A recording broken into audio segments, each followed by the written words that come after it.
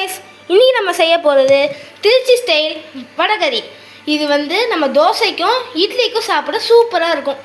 Okay, இப்போ நம்ம என்ன பண்ணியிருக்கோம்னு ஃபஸ்ட்டு பார்ப்போம். கடலைப்பருப்பையும் மிளகாவையும் ஒரு 4 மணி நேரம் நல்லா ஊற வச்சு அதை மிக்சியில் போட்டு ஆட்டி நம்ம இப்போ தோசைகளில் அதை சூடு பண்ணியிருக்கோம். ஓகே கைஸ், இப்போ நம்ம கடாயில் நம்ம ஃபஸ்ட்டு ஆன் பண்ணிக்கலாம். நெக்ஸ்ட் எண்ணெயை ஊற்றிக்கோங்க.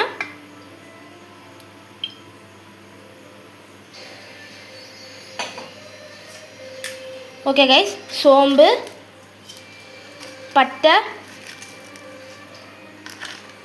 கிராம்பு, வெங்காயம்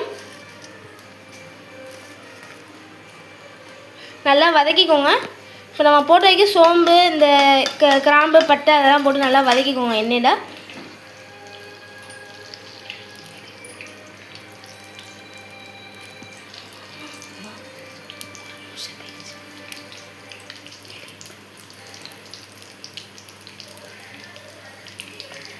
ஓகே கைஸ், இப்போ நம்ம வெங்காயம் போட்டுக்கலாம். மொத்த வெங்காயம் போட்டுக்கோங்க, நம்ம அள்ளி வச்சதை. இப்போ நல்லா போட்டு நல்லா வதக்கிக்கோங்க.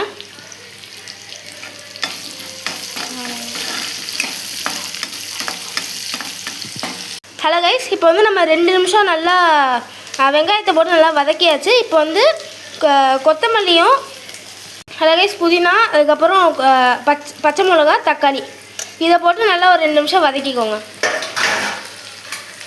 கைஸ். அதோடு சேர்த்து கொஞ்சம் மஞ்சள் தூளும் போட்டுக்கோங்க. இப்போ நல்லா போட்டு வதக்கிடுங்க.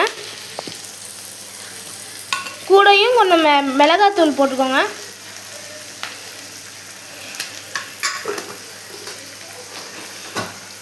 ஒன்று கொத்தமல்லி சேர்த்துக்கலாம், இல்லைன்னா புதினா சேர்த்துக்கலாம். இப்போ நல்லா போட்டு வதக்கிக்கோங்க கைஸ். அதுக்கப்புறம் கொஞ்சம் மல்லித்தூள் போட்டுக்கோங்க, ஒரு 1/2 ஸ்பூன் போட்டுக்கோங்க. இப்போ நல்லா வதக்கிக்கோங்க கைஸ். இப்போ லைட்டாக கொஞ்சம் உப்பு போட்டுக்கோங்க கைஸ். இப்போ நல்லா வதங்கினதுக்கப்புறம் அரை டம்ளர் தண்ணி ஊற்றிக்கோங்க. இப்போ திருப்பி நல்லா வதக்கிக்கோங்க. ஓகே கைஸ், நம்ம ஏற்கனவே பண்ணி வச்சுருந்த தோசைக்கல்லில் சூடு பண்ண கடலைப்பருப்பை இப்போ நம்ம நல்லா உதிர்த்து வச்சுக்கலாம். ஓகே கைஸ், நல்லா கொதிக்கணும், அதுக்குள்ளேயும் நீங்கள் இதை உதிர்த்து வச்சுருங்க. ஓகே கைஸ், இப்போ நல்லா பச்சை வாசம் போகிற வரைக்கும் இதை நல்லா வதக்கிக்கோங்க. ஓகே கைஸ், இப்போ நம்ம இந்த பச்சை வாசம் போனதுக்கப்புறம் நம்ம உதிர்த்து வச்சுருக்க கடலைப்பருப்பை இப்போ நம்ம இதில் போடுறோம். ஃபுல்லுத்தையும் போட்டுருங்க. ஓகே கைஸ், இப்போ சூடான வடகறி ரெடி. இப்போ நம்ம சூடான வடகறி ரெடி. திருச்சி ஸ்டைல் வடகறி ரெடி. ஓகே கைஸ், சப்போர்ட் பண்ணி சப்ஸ்கிரைப் பண்ணுங்கள் கைஸ். Bye guys.